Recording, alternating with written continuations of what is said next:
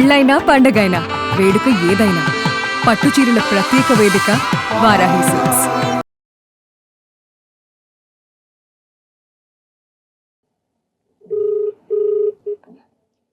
చెప్పు. హలో, చెప్పు. ఇక్కడ నేను సుమన్ టీవీకి వచ్చానండి. ఫ్రీగానే కూర్చోండి అమ్మా. అక్కడికి వెళ్ళావు నువ్వు? డాక్టర్ కళ్యాణ్ గారి దగ్గరికి వచ్చాను మాట్లాడడానికి. మీరు ఒకసారి మాట్లాడండి ఆయనతోటి. ఏం మాట్లాడాలి? మీరు చేసింది ఒప్పుకొని చెప్పండి. నేను చేసింది ఒప్పుకోవటం ఏంటి? నువ్వు అసలు అక్కడ ఎందుకు వెళ్ళావు నువ్వు? మీరు చేసిన దానికి నేను వచ్చానండి. నన్ను నేను నిరూపించుకోవడానికి వచ్చాను ఇక్కడికి. ఏం నిరూపించుకుంటావు? మీరు డాక్టర్ గారి దగ్గర మాట్లాడతారు, ఒకసారి మాట్లాడండి మీరు. ఇవి ఏం పేరమ్మా సార్ పేరు? కిరణ్ అండి. కిరణ్ గారు నమస్తే అండి. సార్ నమస్తే సార్. మీరు ఈ మాత్రం పర్మిషన్ కూడా మాకు ఇస్తారని మేము అనుకోలేదు. సార్ చెప్పండి కిరణ్ సార్, గారు. దాని గురించి మీకు తెలియదు సార్. మళ్ళీ మీ దగ్గరకు వచ్చింది సార్. అది మీ దగ్గరకు వచ్చింది సార్. మళ్ళీ నేను ఎక్కడ కూడా చేయటానికి దానికి పొగరు ఎక్కువండి. దానికి పొగరు ఎక్కువ, మాటలు ఎంత, అది చాలా పొగరు ఎక్కువ. సంసార బాధ్యతలు సరిగ్గా లేవు దానికి. స్టార్టింగ్ చేతితో కూర్చుంటది. మీకు తెలియదండి. మళ్ళీ మీ దగ్గరకు వచ్చి ఏదో నిజాయితీగా ఏదో చెప్తుంది, మాట్లాడుతుంది అది. ఏంటండి అంత కిరణ్ గారు అంత నిజాయితీ కానటువంటి పని ఏం చేసిందండి ఆవిడ? ఏం చేసిందా? దాని చాటింగ్ ఒకసారి చూడండి. చాటింగ్ చూడండి.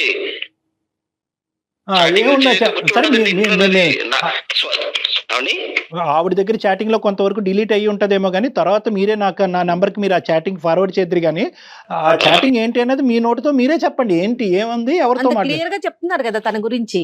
సార్ మా ఊరంతా తెలుసు. ఊరంతా చీ కొడుతున్నారు దాన్ని. నా ఫ్రెండ్ అది ఫ్రెండ్ తోటి కమిట్మెంట్ చేస్తుంది సార్. అది చాటింగ్ చేసి ఏంటో కమిట్మెంట్ పర్సనల్ గా కలుద్దామని చేస్తుంది సార్. అది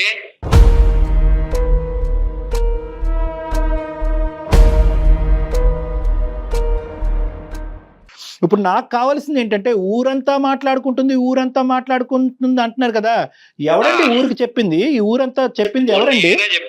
ఊరికి తనే చెప్పాడండి. ఎవిడెన్స్ తీసుకుని నేనే చెప్పానండి. ఎందుకండి? అందరికి తెలుసు ఎందుకండి? కొట్టారు సార్ దాన్ని. అందరూ చీ కొడితే తిరిగి మీ దగ్గరికి వచ్చింది అది. ఇప్పుడు అలా కాదు, ఇది మీ ఇంటి గుట్టు కాదండి. ఈ గుట్టుని ఇంకో విధంగా తేల్చుకునే దానికి అవకాశం లేదా? చూస్తున్నారండి. సాధించదు సార్. మా అమ్మ అంటే పడదు సార్ దానికి. మా అమ్మకి నాకు మధ్య పెద్ద గోడ కట్టాలని చూస్తుంది సార్. అది ఇంట్లో పనులు సరిగ్గా చేయదు సార్. నన్ను చేయమంటారు సార్. నేను ఏమైనా ఆడింగ్ అండి?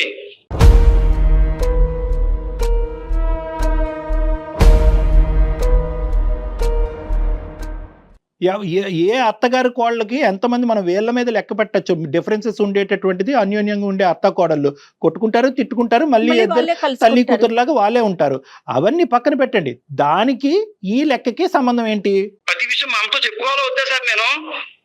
కాదు కిరణ్ గారు, మీ తల్లిగారితో మాట్లాడేటటువంటి కొడుకుగా మీ హక్కు ఉంది. అవసరమైతే మీ తల్లిగారిని ఇంట్లో తీసుకొచ్చి పెట్టుకునేటటువంటి రైట్ మీకుంది. దాని గురించి మేము మాట్లాడట్లేదు. ఈ రోజు నేను మిమ్మల్ని అడిగేటటువంటి ప్రశ్న ఒక్కటే. ఆడది తప్పు చేస్తే దాన్ని టంకోరా వేయించి డప్పు కొట్టి ఊరంతా ప్రచారం చేయవలసినటువంటి అవసరం ఉందా? ప్రచారం చేసేటటువంటి కంకణం మీరెందుకు కట్టుకున్నారు? ఇక్కడ మీ భార్య తప్పు చేసిందని బాధపడుతున్నారా, లేదంటే తప్పు చేసింది కాబట్టి సమాజానికి చెప్పుకోవటానికి ఒక కారణం కనిపించింది కాబట్టి ఆనందపడుతున్నారా? సార్ అది నాకు వద్దు సార్. అది ఫస్ట్ నుంచి సార్ అది చాలా తిరుగుమోతు సార్. అది నాకు ఈ చాటింగ్ ఇప్పుడు తెలిసింది కానీ అది ఫస్ట్ నుంచి తిరుగుమోతాయి సార్. అది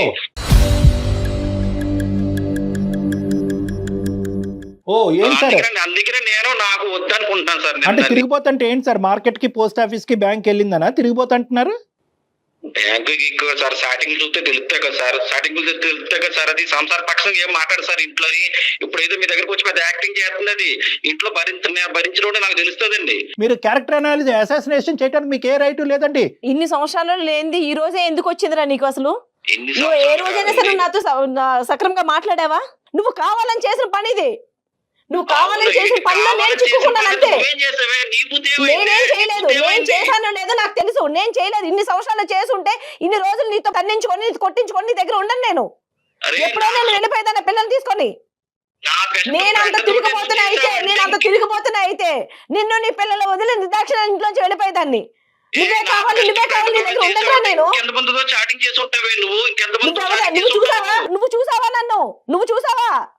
ఇది నువ్వు కావాలని చేయించావు. నువ్వు నన్ను వదిలించుకోవాలని చేస్తున్న పనిరా ఇది నీకు. ఆవిడ ఈ రోజు భద్రకాళిలాగా మీ మీద విరుచుకు పట్టడానికి ప్రధానమైనటువంటి కారణం మీరు. ఓకే, ఇక్కడ 2 థింగ్స్ జాగ్రత్తగా ఆలోచించండి. చూసారా సార్ మీ దగ్గర ఇలా మాట్లాడుతుందంటే ఇంట్లో నన్ను ఎంత టార్చర్ పెట్టుకుంటారు సార్ అది. బాబు కిరణ్ మీరు గారు, ఏం మాట్లాడితే తను మాట్లాడుతుంది, అది చెప్పట్లేదు. కిరణ్ గారు, ఇప్పుడు మీరు ఒక ఆడదాని యొక్క క్యారెక్టర్ ఇలా పబ్లిక్ గా అసాసినేట్ చేస్తే కనుక మీరేంటంటే ఇప్పుడు వరకు ఊర్లో ప్రచారం జరిగింది కదా, ఇప్పుడు పబ్లిక్ గా ఈ సుమన్ టీవీ ద్వారా చేస్తే కనుక ప్రపంచం మొత్తం తెలుస్తుంది అనేటటువంటి ఉద్దేశంతో మీరు ఎక్స్ట్రా అడ్వాంటేజ్ తీసుకుని చాటింగ్ వరకు అనేటటువంటిది వదిలేసి పెళ్ళైనప్పటి నుంచే ఈవిడ కార్యక్రమాలు మొదలైనవి అని చెప్పి ఇంకొద్దిగా ఎక్స్పాండెడ్ గా చూపెడుతున్నారు. మీరు దయచేసి ఆలోచించండి, మేము చెప్పేటటువంటిది కూడా వినండి. ఇక్కడికి వచ్చి కూర్చోక ముందే మా ఎంక్వైరీలు, మా నోట్స్ మేమంతా ప్రిపేర్ చేసుకున్నాం. ఉష గారి క్యారెక్టర్ ఏంటి, మీ యొక్క పరిస్థితి ఏంటి మీ ఊర్లో అనేటటువంటి నిజ నిజాలు అన్నీ మాకు తెలుసు. ఇక్కడ మీరు దయచేసి ఆవిడ క్యారెక్టర్ని ఇంకొక ఇంచు కూడా అసాసినేట్ చేయడానికి మీకు రైట్ లేదు. నేను కావాలనే నేను నా ఫ్రెండ్ చేత నేను చాటింగ్ చేయించానండి, అది వాస్తవం ఒప్పుకుంటున్నా. ఎందుకు ఒప్పుకుంటున్నా సార్? దాని నిజ స్వరూపం బయటపడిందా లేదా సార్?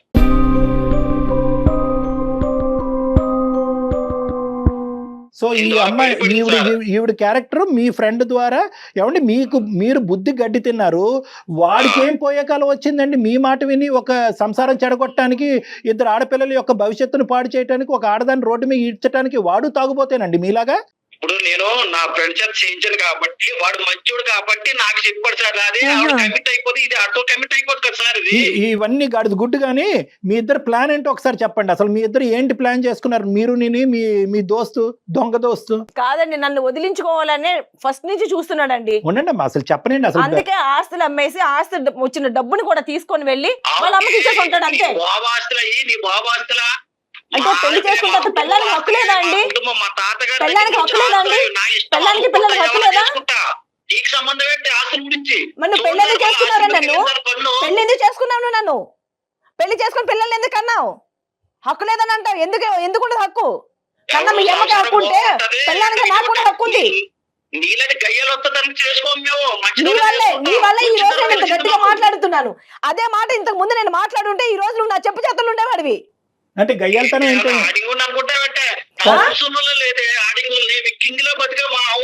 అవును, నువ్వు కింగ్ గా బతికా కాబట్టి ఈ రోజు నువ్వే చేసుకుని నీ పరువు నువ్వే తీసుకుంటున్నావు, నేను కాదు. కిరణ్ గారు, ఏంటి ఈ అమ్మాయితో ప్రాబ్లం ఏంటి? ఒకటి ఎందుకు అసలు మీ అసలు ఆరిజిన్ పుట్టారండి. ఓహో,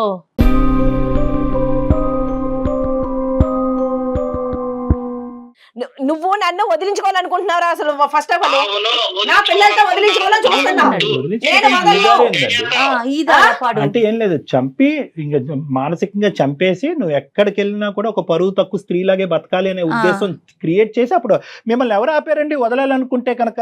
కిరణ్ గారు, ఇప్పుడు ఆ అమ్మాయి ఏ తప్పు చేయలేదన్నది మాకు తెలుసు. చాటింగ్ చేసేటటువంటి పరిస్థితి ఏంటంటే కనుక మీరు పక్కన ఉండేటటువంటి మీ స్నేహితులు ఒక భిన్నమైనటువంటి వాతావరణాన్ని సృష్టించి ఒక సానుభూతి అయినటువంటి ఒక బాధాకరమైనటువంటి ఒక ఓదార్పు కూడినటువంటి వాతావరణాన్ని సృష్టించి ఆవిడ లూప్లోకి లాగారు. ఆవిడ ఉండేటటువంటి బలహీనమైనటువంటి మానసిక పరిస్థితి వల్ల ఆవిడ అలా టెంప్ట్ అయింది. ఆ రెండు మెసేజ్లని పట్టుకుని నీ క్యారెక్టరే కరెక్ట్ కాదు అనేటటువంటి దాని వెనకట్ల మీ ఉద్దేశం ఏంటంటే కనుక ఆవిడని పరువు తీసి బయటకు పంపించి చిల్లి గవ్వ కూడా ఆవిడకి ఇవ్వకుండా బయటకు పంపించి చేతులు దులుపుకుందాం అనుకుంటున్నారు. ఇవన్నీ పక్కన పెడదాం సార్. నేను చెప్పేటటువంటిది ఒకటే పాయింట్. గతః అనేటటువంటి సూత్రాన్ని అనుసరిస్తూ మీ బాధల్ని వెనక్కి పెట్టేసి ఆవిడ జరిగినటువంటి అవమానాన్ని పక్కన పెట్టి ముందుకెళ్ళేటటువంటి దానికి ఒక అవకాశం ఉందా లేదా? పిల్లల్ని దృష్టిలో పెట్టుకొని మీరు తాగుడు ఆపి నాకు అన్ని ఎవడో ఊరంతా చెయ్యి అనుకుంటే ఇంకా నాకు ఎందుకు సార్ అది? నేను రెడ్ హ్యాండెడ్ గా ఏం దొరికానరా నీకు? వాడితో పడుకోవడం చూసావా నువ్వు నన్ను కావాలని ఇరికించావు అక్కడ.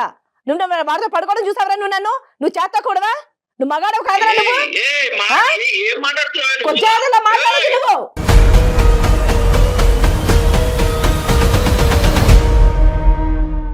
ఇప్పుడు నువ్వు కమిట్ అవ్వా, నువ్వు కొంచెం అయితేనే నువ్వు మాట్లాడతావు. నేను తప్పు చేసుంటే నేను అనుకోవాలి. నేను తప్పు చేయలేదు.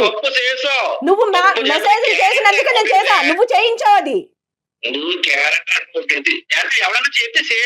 బాబు కిరణ్ బాబు, ఒక్క నిమిషం వినండి. ఇదిగోండి, మీ భార్య నీకు కావాలా, నీ భర్త నీకు కావాలా అనేటటువంటి ఒక్క ప్రశ్నే నేను అడిగాను ఇక్కడ. నువ్వు పైపెచ్చు రెడ్ హ్యాండెడ్ గా దొరికింది, కిటికీలోంచి చూశాను, ఇలా దయచేసి మాట్లాడకు. ఎందుకంటే అటువంటి సందర్భాల్లో డిస్కషన్లు ఎలా ఉంటాయి, ఆధారాలు ఎలా ఉంటాయి అనేది బాగా ముదిరిపోయి ఉన్నాం కాదండి, మేము. తప్పు ఒక నిమిషం చేయాలనుకుంటే అమ్మా, ఒక నిమిషం అమ్మా, నువ్వు పదే పదే తప్పు చేయను. నువ్వు నీ గురించి ఆధారాలు కాదండి, ప్రొవైడ్ చేయాలనుకుంటే వీడు లేనప్పుడు తాగి వచ్చి పడిపోయినప్పుడు కూడా నేను చేయొచ్చు కదా, పిల్లలతో నేను చేయొచ్చు కదండి. నాకు ఎవరు అడ్డున్నారా? ఇంట్లో అసలు అమ్మా ఎవరు ఒకటమ్మా అడ్డున్నారు? ఉషా, నువ్వు ఇంకా నిన్ను ప్రూవ్ చేసుకోవాల్సినటువంటి అవసరం లేదు. మీరేంటి అన్నది మాకు అర్థమైంది. ఏంటండి కిరణ్ గారు? తప్పు చేయొచ్చు అని అడుగుతుంది సార్. తప్పు చేసిందో లేదు నేను చూసాను. ఇంత ముందు ఎన్ని స్టార్టింగ్ చేసి ఇది చూసాను కాబట్టి, స్టార్టింగ్ ఎన్ని చూసాను కాబట్టి నేను చెప్పగలుగుతున్నాను ఇప్పుడు దానికి. చేయనటువంటివి చూడనటువంటి వాటి గురించి మీకు మాట్లాడటానికి హక్కే లేదు మీకు. మీరిద్దరు కలిపి ఒక వాతావరణాన్ని క్రియేట్ చేశారు. అవి నేను మాట్లాడలేదు సార్, నేను చూసిన దాని గురించి మాట్లాడుతున్నాను. నాకు చెప్పండి, ఈ స్టార్టింగ్ గురించి చెప్పండి. మీ- నేను పర్సనల్ గా కలుద్దాం, కమిట్ అవుతున్నా దానికి నాకు చెప్పండి. ఏమండి? అది ఉంది కదా, అటు పక్క ఆధారం ఉంది కదా అక్కడ. చాటింగ్ గురించి మాట్లాడే దాని ముందు దీన్ని ఎవరు సృష్టించారు అనేది కూడా మాట్లాడాలి. ఇప్పుడు మీరు అడిగేటటువంటి ప్రశ్న ఏంటంటే, నాకు దొరక్కపోయి ఉంటే కనుక కమిట్ అయిపోయి ఉండేది కదా అని అంటున్నారు. నేనేమంటున్నానంటే కనుక కమిట్ అయిపోతుంది. అవ్వదు. నేను ఇస్తున్నాను ఆ గ్యారంటీ. నేను చెప్పగలను, ఆవిడని అసెస్ చేసినటువంటి దాన్ని బట్టి నేను చెప్పగలను, గ్యారంటీ ఇస్తున్నాను. ఆవిడ కమిట్ అయి ఉండేది కాదు. ఎందుకంటే హలో హలో అనే మెసేజ్ పెట్టిన కాడి నుంచి ఆవిడకి ఒక శక్తి ఆవిడని వెనకాతలకి లాగుతుంది. అదే పరాశక్తి, అదే భగవంతుడు ఇచ్చేటటువంటి ఒక శక్తి, అదే ఒక తల్లికి, ఒక ఆడదానికి, ఇద్దరు ఆడపిల్లకి అన్నటువంటి ఒక తల్లికి ఉండే శక్తి. మీరు అనుకున్నంత చిల్లరగా, మీరు ఊహించుకున్నంత దరిద్రంగా ఆవిడేం కమిట్ అయిపోయి వాడు పక్కలో పడుకునేటటువంటి స్త్రీతో నేను ఈ రోజు మాట్లాడలేదు. జాగ్రత్తగా మాట్లాడండి. అది సంసార పక్షగా ఆలోచిస్తే ఇంతవరకు రాదు సార్, ఇంతవరకు రాదు. ఆపయ్యా, నీతో మాట్లాడటం మా పరువు తక్కువ. నువ్వు పెడతావా, మమ్మల్ని పెట్టమంటావు ఫోను?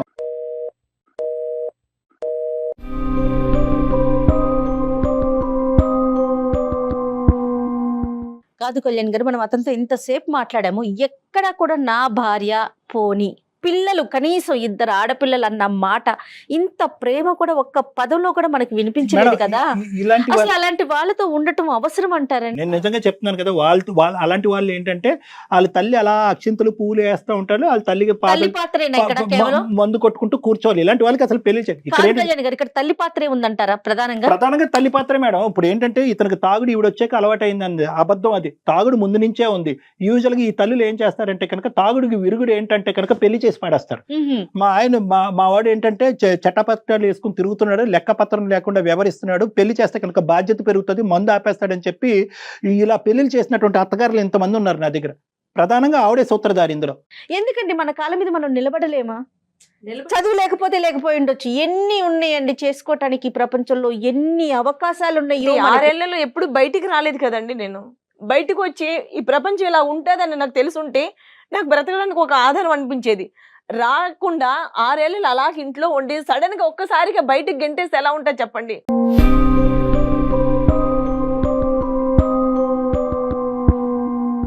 అన్నం ఉడికిందా లేదన్నది ఒక మెతుకు చాలమ్మా. నువ్వు 6 సంవత్సరాలు ఇంటూ 365 డేస్ చూసావు ఈ మహానుభావుడి యొక్క క్యారెక్టర్. దానికి తోడు ఏంటంటే కనుక, సర్ది చెప్పి బాగు చేయడానికి మనుషులు లేకపోతే కనుక ఇలాంటి కొడుకులు వెచ్చలివిడి అవుతారు. అతనికి సర్ది చెప్పి మార్చేటటువంటి ప్రయత్నం చేయొచ్చు. ఈ రోజు ఇప్పటికి కూడా అంత తాగి అంత తందనాలు ఆడేటటువంటి వాడు ఏమంటున్నాడు, నా తల్లికి కావాల్సిన ఇంపార్టెన్స్ నా భార్య ఇవ్వలేదు కాబట్టి నాకు కోపం వచ్చింది అంటే, ఆవిడ అది అడ్వాంటేజ్ గా తీసుకుని అది బాగు చేసి ఉంటే కనుక ఈ రోజు బాగుపడి ఉండేవాడు. తల్లి బాగు చేయలేనటువంటి కొడుకుని సమాజంలో ఏ శక్తి బాగు చేయలేదమ్మా. సూపర్ అండి. నేను ఒకే కరెక్ట్ ఒక పాయింట్ చెప్తున్నాను. మీరు బీకామ్ చదివారు, డిగ్రీ ఏదో చేశానని అన్నారు, బయట ప్రపంచం చూడలేదు. బయట ప్రపంచం మీరు చూడటానికి ఒక ఆలోచన శైలి మీకు ఉంటే కనుక, రేపొద్దున తాగి ఏ లివర్ క్యాన్సర్తో వీడు పోతే కనుక నా పిల్లలకి ఎవరికి దిక్కు అనే ఆలోచనతో అన్న నువ్వు బతకాలి కదమ్మా. రేపొద్దున నా కాళ్ళ మీద నిలబడి ఎంతకాలం బతుకుతాడో ఆడి తాగే మోతాదుకి. సో కాబట్టి నేను ఏమంటున్నానంటే, ఇక్కడికైనా నేను అనాథిని, నాకెవరు లేరు, మా అమ్మ నాన్న లేరంటే ఎవరికి ఎవరు లేరమ్మా ఈ సమాజంలో. ఎవరికి ఎవరు లేరు. ఈ బంధాలు బంధుత్వాలు ఇవన్నీ కూడా తాత్కాలికమే. మీ కాళ్ళ మీద మీరు నిలబడండి. మీకెవరో తోడు అక్కర్లేదు, మీ తోడు మీ పిల్లలకు కావాలి. మళ్ళీ వెళ్ళి ఆ తలుపు తట్టి, అరే బాబు నువ్వు తాగినా పర్వాలేదు, నన్ను అవమానించినా పర్లేదు, నలుగురితో అంటగట్టినా పర్లేదు, నేను ఇక్కడే పడుంటానని మాత్రం అనకండి అమ్మా. దండం పెడతా చేతులెత్తి. ఇన్నాళ్ళు నాకు ఇంత ధైర్యం లేదండి. మీ దగ్గరికి వచ్చాక మీతో మాట్లాడిన తర్వాత నాకు ఆ ధైర్యం వచ్చింది. చాలా చాలా థ్యాంక్స్ అండి. సుమన్ టీవీలో మీ పర్సనల్ అండ్ బిజినెస్ ప్రమోషన్స్ కోసం కింది నెంబర్కి కాంటాక్ట్ చేయండి.